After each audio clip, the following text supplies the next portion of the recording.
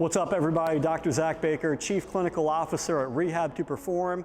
And on Tuesdays, I get to go around to all of our locations on a rotating basis and spend time with the different clinicians that we have on staff. So today I was down in Anne Arundel County. I got to spend the morning at our Annapolis location with Haley, where I got to do some co-treating sessions with her. And then I got to check in with Amber, who is just finishing up her third full month with us as a clinician.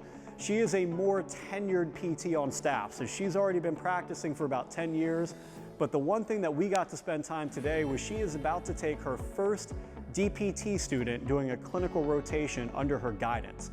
So got to pick her brain a little bit, give her some ideas as to how to best optimize that onboarding process and make that student experience as comfortable as possible for all parties. So did you end up getting a coach or somebody writing your programming for you? For Chicago, is I did an 18-week training program through Nike. Okay. I just looked up Nike Run Club, full marathon, and by the time I got to week 9, my legs were just so beat up. Yeah. That I'm like, I can't do this again. Like, yeah. And get even better results. Like I can't. I'm in pain. It wasn't like injury, but it was pain. And I run 3 times a week, strength train, which I incorporate this for my strength training basically, and then I'll run or bike that week, and then 1 rest day. They get so dead set on like being perfect with their training, and I'm like, the biggest thing is just staying healthy and staying comfortable so you actually go into that final race, whether it's marathon, half marathon, and you still feel good mentally and physically. You know, in a good way.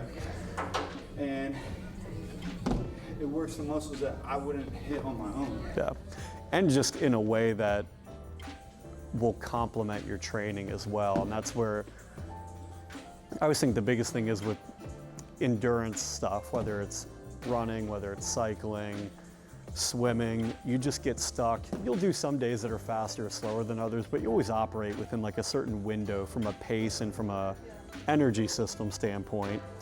So this is a way just to make sure that we don't get too narrow with what we can do, and you know, doing a quick little sled sprint for 30 yards is going to ramp up the heart rate, and then when you run, you're never going to encounter something that intense, so it makes your run feel that much easier. And it's working so far. Haley said she'd be more than happy to do the 20-mile run with you coming up too. It won't be a PR day, that's for sure. We'll make it till the end, man. Good. Try to keep your big toe planted in the ground. So as you go to that left foot now, try to keep your left big toe on the ground. And that'll keep your foot a little bit more grounded, and you won't roll up onto the outside of it quite as much.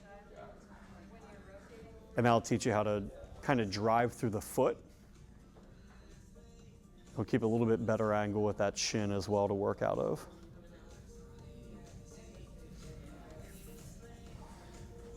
So one of our PTs at our Mount Airy location he's always ran, but recently got into it a little bit more consistently and competitively. So he's knocked out a couple half marathons and did a marathon last year. He's training for another one coming up as well.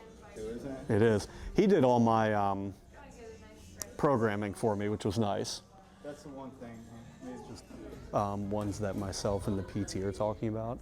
I can do like a summary of that patient too. That would love, because we can do a whole different. Yeah, because I can be like, hey, so-and-so, you know, Dr. Haley's working with them on that, and just kind of give like a quick little summary, and then it'll provide a little bit more context to the videos too. And then sometimes what I've been doing actually lately, it's been actually last week when we went in Frederick, patient interviews. Yeah. So pulling them aside if they're cool with it, and like, hey, look, let me ask you a few questions too. Cool. Like just another, I know Josh was talking about giving you guys like themes just for consistency. Right.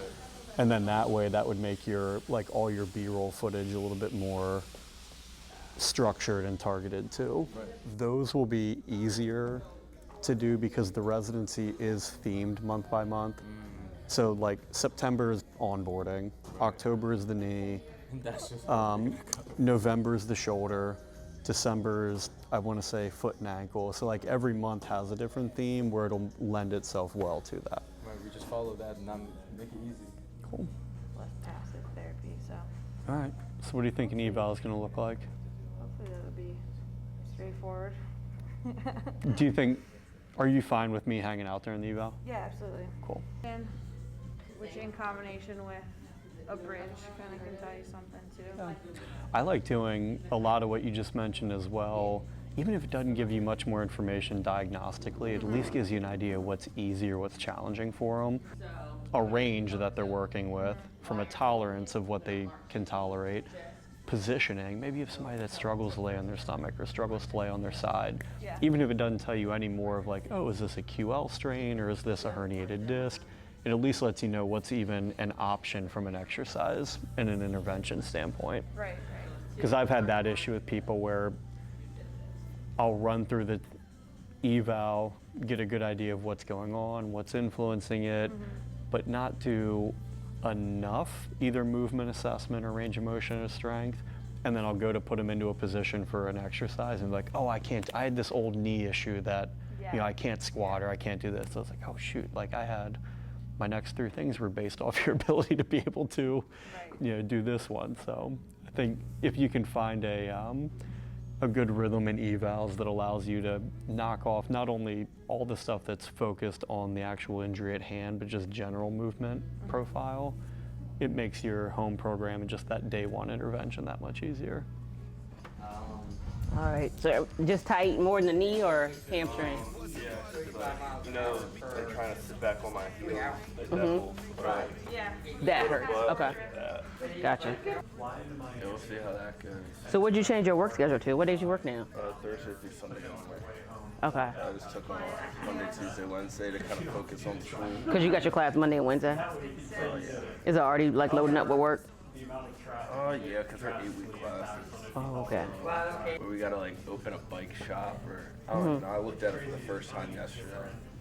Oh, so you're like pretty much creating a mock business? Yeah. Okay. That sounds like it should be kind of fun though. I feel like you only have maybe like 3 or 4 tests that we still need to get up to like that 95 range. But it's gonna be, I mean, it's really gonna be about if your doctor's gonna release you to, and how you feel. Like, I mean, I feel like I think you'll be able to do like sport specific drills, but the contact, I don't know.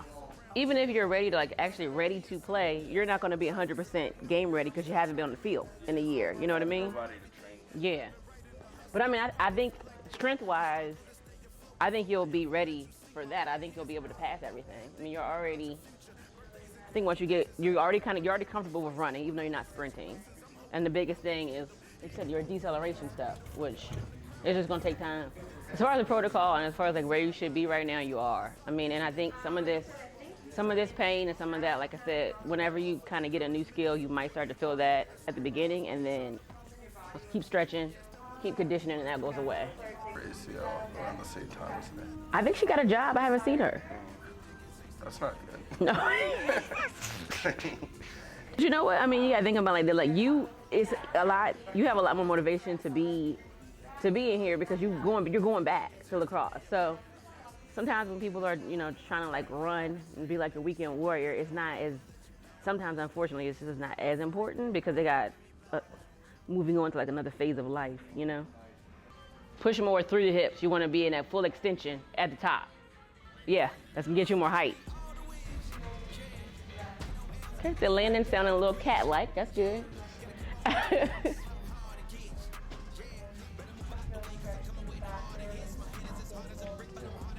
Good. How's it feel? Feels alright. Feels alright. The longer hops, a little bit in the front. A little bit in the front. Okay. We'll do some off of the box in a second. Do hop and stick and hop.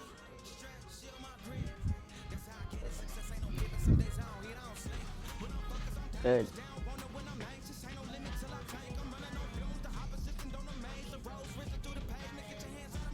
Does that feel better than like the long jump ones? I do. Just trying to figure out when you're doing the longer jump, I'm just trying to figure out if it's because is it because of the takeoff or the impact with that one? It's the landing that bothers you more.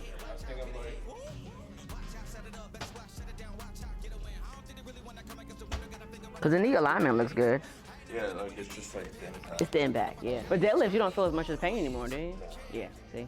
All right, let's do laterals. Don't have to be long. Just take off both legs, land on both legs. Down and back.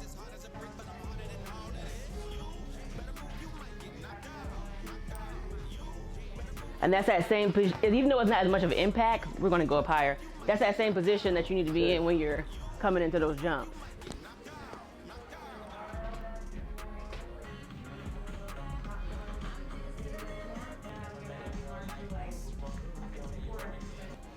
Down. Yep, up.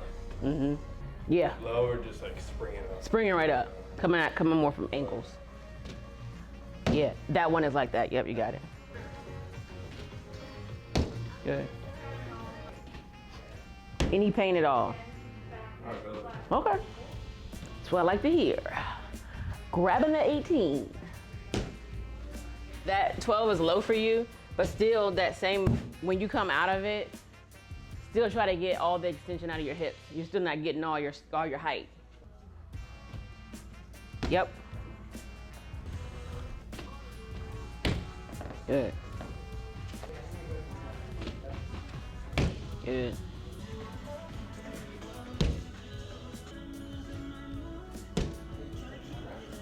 As far as strength, you plan on doing any strength outside of here this week? Yeah. Okay. Single leg hip thrust, and I'm probably gonna switch out hip thrust with. So why don't we do warm up set at like 135 for the warm up, and then go the last 2 sets of 5. Try to go heavy.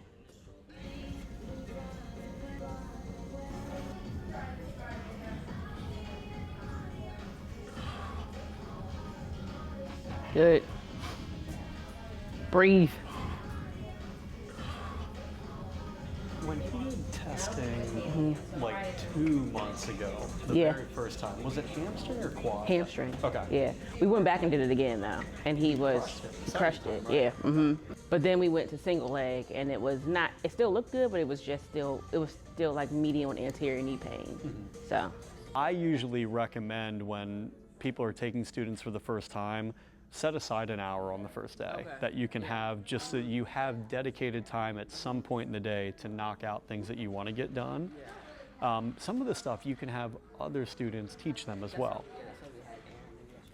And that's a lot of like the procedural stuff, using BFR, using the stim, setting up the tin deck. Those are things where you can have a current student teach them, and then have the new student set up the other students, or the high schoolers are an easy way to get that as well, and have your DPT student set up 3 high school students. Hey, by the end of the day, I want you to put every high school student in here on the BFR.